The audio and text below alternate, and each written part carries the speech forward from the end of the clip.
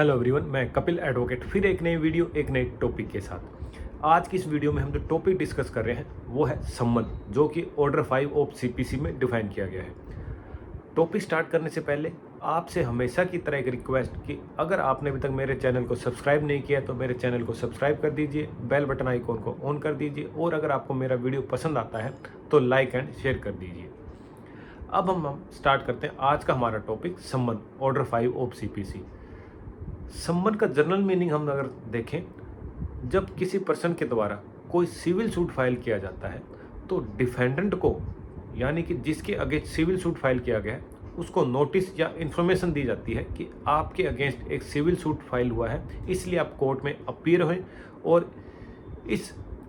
Civil suit का आप answer दें कि आप क्या कहना चाहते हैं। सम्मन को अगर हम डिटेल में देखना चाहते हैं तो ऑर्डर 5 रीड आउट करना होगा, जो कि सीपीसी में डिफाइन किया गया है। ऑर्डर 5 रूल 1 ये कहता है कि जब भी कोई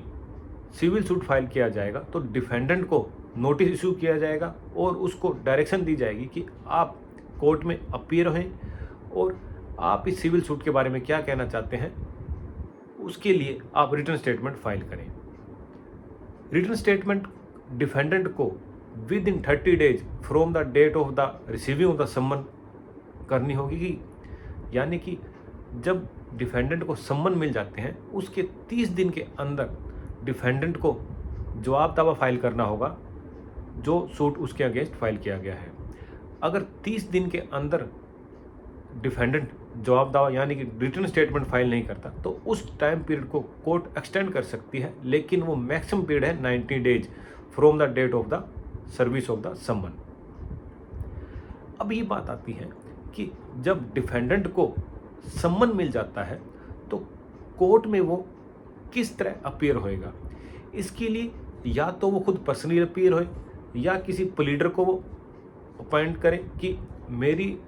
जगह जो मेरा प्लीडर है वो मेरे लिए इस केस में अपीयर होएगा, या प्लीडर के साथ किसी अन्य पर्सन को वो भेज सकता है कोर्ट में और जो भी आंसर देना है कोर्ट के सामने वो आंसर दे सकता है। कोर्ट जब भी सम्मन भेजेगी डिफेंडेंट को, उस सम्मन पर जुडिशियल ऑफिसर या किसी अन्य ऑफिसर के साइन होने जरूरी है और कोर्ट की सील होनी भी जरूरी है सम्मन पे। तो ये है रूल 1। रूल 2 कहता है कि जो भी सम्मन भेजा जाएगा उसके साथ प्लेंट की कॉपी होनी जरूरी है, ताकि डिफेंडेंट को ये पता लगे, यह नॉलेज होए कि उसके अगेंस्ट क्या सूट फाइल किया गया है, प्लेंटिफ के द्वारा क्या क्लेम किया गया है। रूल 3 ऑफ ऑर्डर 5 ये कहता है कि जब भी सम्मन भेजा जाएगा तो कोर्ट ये ऑर्डर कर सकती है डिफेंडेंट को कि आपको पर्सनल अपीयर होना जरूरी है अगर कोई ऐसा रीज़न लगता है। इसी तरह प्लेंटिफ को भी अलग से नोटिस इशू करके ये डायरेक्शन दे सकती है कि जिस डेट में केस फिक्स किया गया है आप भी उस दिन अपीयर हों, क्योंकि आपकी प्रेजेंस इस सूट में ज़रूरी है। इसके बाद में जो रूल 4 है ऑर्डर 5, उसमें ये कहता है कि किन स्टेज पर कोर्ट ऑर्डर नहीं कर सकती डिफेंडेंट को या प्लेंटिफ को अपीयर होने के लिए। अगर जो कोर्ट सम्मन इशू कर रही है या जो कोर्ट ऑर्डर कर रही है पर्सनल अपीयर होने के लिए पार्टीज़ का, अगर वो उसकी जुडिक्शन में नहीं रहते हैं तो ऑर्डर नहीं कर सकती। सिंपल वे में हम ये कहें कि अगर पार्टीज जिस कोर्ट ने सम्मन इशू किया या जिस कोर्ट में केस फाइल किया गया है, अगर उसकी लोकल लिमिट्स के अंदर रहते हैं तो कोर्ट डायरेक्शन कर सकती है कि आप अपीयर हों। अगर पार्टीज लोकल जुडिक्शन में नहीं रहती है कोर्ट की, तो अगर उनकी दूरी अगर 50 मील से कम है तो उस स्टेज पर भी कर सकती है ऑर्डर अपीयर होने के लिए। इसके बाद में अगर 50 मील से ज़्यादा है लेकिन जो डिस्टेंस है, अगर हम उसका डिस्टेंस निकालते हैं और उसको अगर हम 5/6 करते हैं डिवाइड, और उसके बाद में अगर वो 200 माइल से कम है तो उस स्टेज पर भी डायरेक्शन दे सकती है अपीयर होने के लिए, और जो डिस्टेंस है वहाँ से रेलवे या अदर कम्युनिकेशन के लिए सुविधा होनी चाहिए। तो इन केसेस में भी कोर्ट है वो डायरेक्शन दे सकती है पार्टीज को अपीयर होने के लिए। नेक्स्ट जो रूल है 5, वो ये कहता है कि जो सम्मन है या तो किसी इशू को सेटलमेंट करने के लिए सम्मन भेजा जाएगा या फाइनल डिस्पोज ऑफ सूट करने के लिए। इन दोनों में से किसी के लिए भी सम्मन इशू किया जा सकता है। लेकिन जो रूल 5 का प्रोवाइजो है वो कहता है कि अगर स्मॉल कोज कोर्ट है तो वो सिर्फ सम्मन भेज सकती है फाइनल डिस्पोज ऑफ सूट के लिए, वो इशू को सेटलमेंट करने के लिए सम्मन नहीं भेज सकती। नेक्स्ट रूल है 6, वो ये कहता है कि कोर्ट के द्वारा जब सम्मन डिफेंडेंट को भेजे जाएंगे तो एक डेट फिक्स की जाएगी कि डिफेंडेंट को कोर्ट में कब अपीयर होना है, और जो डेट रखी जाएगी वो इस तरह की होनी चाहिए कि डिफेंडेंट को टाइम मिले ताकि कोर्ट में वो ईजिली अपीयर हो सके और जो भी आंसर है वो कोर्ट में दे सके। रूल 7 ऑफ ऑर्डर 5 ये कहता है कि सम्मन के यह भी डायरेक्शन दी जाएगी कि डिफेंडेंट को जो भी डॉक्यूमेंट प्रोड्यूस करने हैं वो जिस दिन उसको डायरेक्शन दी गई है अपीयर होने के लिए उस दिन वो डॉक्यूमेंट कोर्ट में लेके आए ताकि वो जो भी डिफेंस अपना लेना है उस केस में ले सके। रूल 8 ये कहता है कि जब भी सम्मन फाइनल डिस्पोज ऑफ सूट के लिए भेजा जाएगा उस केसेज में डिफेंडेंट को ये भी डायरेक्शन दी जाएगी कि जो भी आपके विटनेस हैं उनको कोर्ट में लेके आए, उनको एग्जामिन करवाएं ताकि कोर्ट उस केस में अपना डिसीजन दे सके और उस सूट का फाइनल डिस्पोज ऑफ कर सके। ये तो हुई कि सम्मन कब भेजा जाएगा, किस वे में भेजा जाएगा, किस चीज़ के लिए, कि किसी इशू को सेटल करना है या फाइनल डिस्पोज ऑफ करना है सूट का, ये उनके बारे में अभी तक हमने डिस्कस किया। अब ये कहता है जो रूल 9 है ऑर्डर 5 का, वो ये कहता है कि जो सम्मन है उसको कोर्ट के द्वारा भेजा जाएगा, कोर्ट के द्वारा डिलीवर करवाया जाएगा। जहाँ पर डिफेंडेंट रहता है या जहाँ पर डिफेंडेंट कोई वर्क करता है वहाँ पर सम्मन को भेजा जाएगा और सम्मन को जो है डिफेंडेंट को पर्सनली दिया जाएगा या उसके किसी जो एजेंट है उसको दिया जाएगा। सम्मन जो है वो जो स्पेशल ऑफिसर है कोर्ट का उसके द्वारा भेजा जाएगा। यानी कि हम ये कह सकते हैं कि कोर्ट में जिसकी ड्यूटी लगाई हुई है कि सम्मन कौन सर्विस करवा के लाएगा, उस पर्सन के द्वारा, उस ऑफिसर के द्वारा सम्मन को डिफेंडेंट के पास भेजा जाएगा और उसकी सर्विस कराई जाएगी। या फिर बाय पोस्ट या किसी कोरियर के द्वारा डिफेंडेंट के पास सम्मन भेजा जा सकता है। सम्मन अगर किसी कोरियर या किसी पोस्ट अदर पोस्ट के द्वारा भेजा जा रहा है तो वो उन्हीं कोरियर सर्विस के द्वारा भेजा जाएगा जो स्टेट गवर्नमेंट या हाई कोर्ट के द्वारा रेफर की गई है कोरियर कंपनी, उन्हीं के द्वारा डिफेंडेंट को सम्मन भेजा जा सकता है। नेक्स्ट जो रूल है ऑर्डर 5 का वो है रूल 9। रूल 9 ये कहता है कि जो डिफेंडेंट को सम्मन डिलीवर किए जाएंगे वो प्रॉपर ऑफिसर के द्वारा डिलीवर किए जाएंगे। यानी कि हम ये कह सकते हैं कि अगर डिफेंडेंट या डिफेंडेंट का एजेंट जो सम्मन रिसीव कर सकता है उसको सम्मन कोर्ट के द्वारा डिलीवर किया जाएगा और जो सम्मन है प्रॉपर ऑफिसर के द्वारा डिलीवर किया जाएगा। सम्मन बाय पोस्ट या किसी कोरियर कंपनी के द्वारा भी डिफेंडेंट को भेजा जा सकता है अगर कोर्ट को ऐसा सही लगता है। इसी तरह अगर डिफेंडेंट जो कोर्ट है उसकी जुडिक्शन में नहीं रहता है, यानी कि लोकल जुडिक्शन में वो नहीं रहता है, तो उस केसेज में रजिस्टर्ड पोस्ट द्वारा या कोरियर कंपनी के द्वारा डिफेंडेंट को सम्मन भेजा जा सकता है विद एक्नॉलेजमेंट। और कोरियर कंपनी के केसेज में जो हाई कोर्ट के द्वारा कोरियर कंपनी रेफर की गई है सिर्फ उन्हीं के द्वारा सम्मन डिलीवर किया जा सकता है। जब डिफेंडेंट को सम्मन भेजा जाएगा उस केसेज में अगर डिफेंडेंट या उसके एजेंट के द्वारा सम्मन रिसीव कर लिया जाता है तो उस सम्मन की एक कॉपी पर डिफेंडेंट या उसके एजेंट के द्वारा साइन किए जाएंगे कि सम्मन उनके द्वारा रिसीव कर लिए हैं। अगर डिफेंडेंट या उसका एजेंट सम्मन लेने से मना कर देता है यानी कि रिफ्यूजल करता है तो उस केसेज में प्रॉपर ऑफिसर के द्वारा उस पर एक रिपोर्ट की जाएगी कि डिफेंडेंट के द्वारा सम्मन लेने से मना कर दिया है। इसी तरह अगर डिफेंडेंट अपने घर या वर्क पैलेस पे नहीं मिलता है तो उस केसेज में प्रॉपर ऑफिसर के द्वारा ये रिपोर्ट की जाएगी कि डिफेंडेंट या उसका एजेंट या कोई अन्य मेंबर नहीं मिला, इसलिए जो सम्मन है वो डिलीवर नहीं हो पाया है। सिंपल वे हम ये कहेंगे कि सम्मन की जो भी स्टेज है कि वो डिलीवर हुआ है या रिफ्यूजल हुआ है या नॉन डिलीवर है, उस केसेज में प्रॉपर ऑफिसर के द्वारा उस पर रिपोर्ट की जाएगी। इसके बाद में जो नेक्स्ट रूल 9A ये कहता है कि प्लेंटिफ के द्वारा भी एक एप्लीकेशन फाइल करके खुद पर्सनली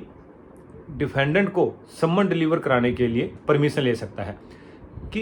प्लेंटिफ खुद डिफेंडेंट के घर जाकर या वर्क पैलेस पर जाकर विद प्रॉपर ऑफिसर उस सम्मन को डिलीवर करवा सकता है, जिसे हम रूटीन में दस्ती सम्मन बोलते हैं। अगर डिफेंडेंट उस सम्मन को लेने से मना कर देता है या रिफ्यूज कर देता है तो उस केसेज में प्लेंटिफ एक एप्लीकेशन फाइल कर सकता है कि दोबारा इस सम्मन को डिलीवर करवाया जाए कोर्ट के द्वारा। ये जो प्रोसीजर है ये 9A में दिया गया है। इसके बाद में जो नेक्स्ट रूल है 10 कि मोड ऑफ सर्विस की सर्विस कैसे करवाई जाएगी सम्मन की। जो जब सम्मन सर्व किया जाएगा डिफेंडेंट को, उस स्टेज पर डिफेंडेंट को सम्मन के साथ में जो प्लेंट है उसकी कॉपी दी जाएगी, जिस पर जुडिशियल ऑफिसर या अदर ऑफिसर जो अपॉइंट किया गया है कोर्ट के द्वारा उसके साइन होंगे। रूल 11 ये कहता है कि अगर एक से ज़्यादा डिफेंडेंट हैं तो उस केसेज में सभी डिफेंडेंट को सम्मन डिलीवर कराए जाएंगे। आप ये नहीं कर सकते कि एक डिफेंडेंट को सम्मन आपने डिलीवर करवा दिए, बाकी जो डिफेंडेंट है उनको आपने सम्मन नहीं दिए, तो उस केसेज में आपको दोबारा सम्मन इशू करवाकर सभी डिफेंडेंट को सम्मन और प्लेंट की कॉपी डिलीवर करवानी होगी। अब बात आता है कि रूल 12 है वो ये कहता है कि जहाँ तक कोशिश हो सके यानी कि प्रैक्टिकल अगर पॉसिबल हो तो डिफेंडेंट को पर्सनली जो सम्मन है उसकी डिलीवरी कराई जाए, यानी कि उसकी सर्विस करवाई जाए, या उसके एजेंट जो उसके बिहाव पर एक्सेप्ट कर सकता है सम्मन उसको डिलीवर कराया जाए। रूल 13 ऑफ ऑर्डर 5 ये डिफाइन करता है कि अगर कोई सिविल सूट फाइल किया गया है और वो बिजनेस या वर्क से रिलेटेड है तो उस केसेज में डिफेंडेंट को सम्मन डिलीवर करना होगा जिस जगह पर वो बिजनेस या वर्क कर रहा है। अगर वहाँ पर डिफेंडेंट नहीं मिलता तो उसके एजेंट को जो उसके बिहाव पर सम्मन रिसीव कर सकता है उसको सम्मन डिलीवर करना होगा। इसमें प्रोवाइजो कहता है कि अगर हम किसी शिप के ओनर को सम्मन डिलीवर कर रहे हैं, अगर शिप के मास्टर के द्वारा सम्मन रिसीव कर लिया जाता है तो हम ये कहेंगे कि वो उस शिप का जो ओनर है उसका एजेंट माना जाएगा। नेक्स्ट जो रूल 14 है ऑर्डर 5 का कि अगर कोई सूट इमूवेबल प्रॉपर्टी से रिलेटेड है तो उस केसेज में डिफेंडेंट को नेचुरली बात है आप पर्सनली सम्मन डिलीवर करवाएंगे, उससे सर्विस करवाएंगे। Otherwise at the time of जो उस इमूवेबल प्रॉपर्टी का चार्ज अभी जो उस इमूवेबल प्रॉपर्टी पर पोजेशन में है जो रह रहा है उसके द्वारा सम्मन को सर्विस करवाया जाएगा। फिर आता है रूल 15 कि अगर सम्मन डिफेंडेंट को डिलीवर किया गया है, सर्विस करवाने के लिए सम्मन भेजा गया है, तो किसी भी अडल्ट जो फैमिली मेम्बर है उससे भी सर्विस कराया जा सकता है। फॉर एग्जांपल, अगर डिफेंडेंट घर पर नहीं है, उसके अदर्स फैमिली मेम्बर है अडल्ट, चाहे पेरेंट्स हो, वाइफ हो, ब्रदर हो, सिस्टर हो, अगर वो सम्मन रिसीव कर लिए जाते हैं तो हम ये कहेंगे कि डिफेंडेंट के द्वारा ड्यूली सम्मन है वो रिसीव कर लिया गया है। जो रूल 15 है उसके अंदर एक्सप्लेनेशन कहती है कि अगर at the time of the सम्मन जब डिलीवर किया गया उस टाइम में अगर सर्वेंट घर पर है तो सर्वेंट अपने मास्टर के बिहाव पर सम्मन रिसीव नहीं कर सकता,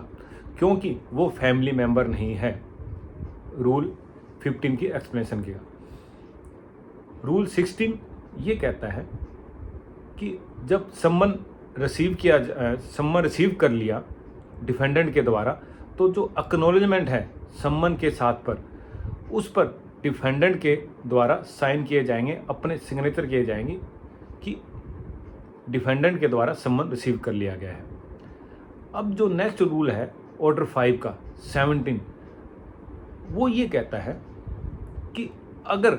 डिफेंडेंट सम्मन लेने से मना कर देता है या वो वहाँ पर मिलता नहीं, तो उस केसेज में क्या होगा। अगर डिफेंडेंट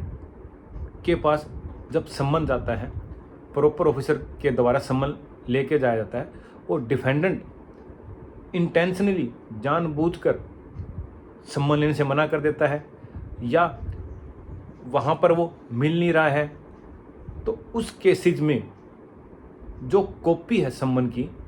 उसके घर के बाहर फिक्स की जाएगी और जो ओरिजिनल कॉपी है वो कोर्ट में सबमिट करवा दी जाएगी कि, और जो उस पर रिपोर्ट की जाएगी कि डिफेंडेंट घर पर था लेकिन उसने सम्मन लेने से मना कर दिया, इसलिए उसके घर पर एक कॉपी चस्पा कर दी गई है। इसी तरह वो मिल नहीं रहा है, उस केसेस में भी उसके घर पर एक कॉपी चस्पा कर दी जाएगी। अगर डिफेंडेंट सम्मन लेने से मना कर देता है, उसके बाद में जो रूल 19 है वो ये कहता है कि अगर सम्मन लेने से मना कर देता है, डिफेंडेंट भी उस सम्मन को एक्सेप्ट नहीं कर रहा इंटेंशनली, तो उस केसेस में जो ऑफिसर है उसको एग्जामिन किया जाएगा, उसकी एविडेंस ली जाएगी कि उसने प्रॉपर डिलीवर किया था लेकिन डिफेंडेंट ने लेने से मना कर दिया।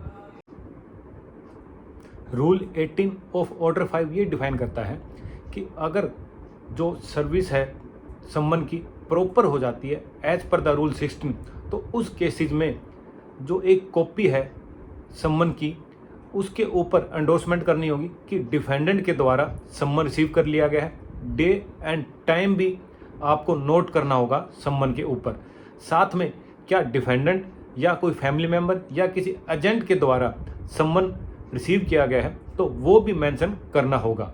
ये रूल 18 ऑफ ऑर्डर 5 डिफाइन करता है। अब हम बात करते हैं कि अगर किसी केस में डिफेंडेंट जानबूझकर सम्मन लेने से मना कर रहा है, अपने आप को हाइड कर रहा है कि ताकि सम्मन उसके पास डिलीवर ना हो पाए, इन द अदर वे हम अगर कहें कि ऑर्डिनरी वे में डिफेंडेंट को सम्मन डिलीवर नहीं हो पा रहे क्योंकि वो अपने आप को हाइड कर रहा है ताकि उसके पास सम्मन ना पहुंच पाए, तो उस केसेस में जिस कोर्ट में सिविल सूट फाइल किया गया है उस कोर्ट रूम के बाहर उस सम्मन की कॉपी अफिक्स की जाएगी, चस्पा की जाएगी और ये माना जाएगा कि जो डिफेंडेंट है उसको सम्मन डिलीवर हो गया है। रूल 24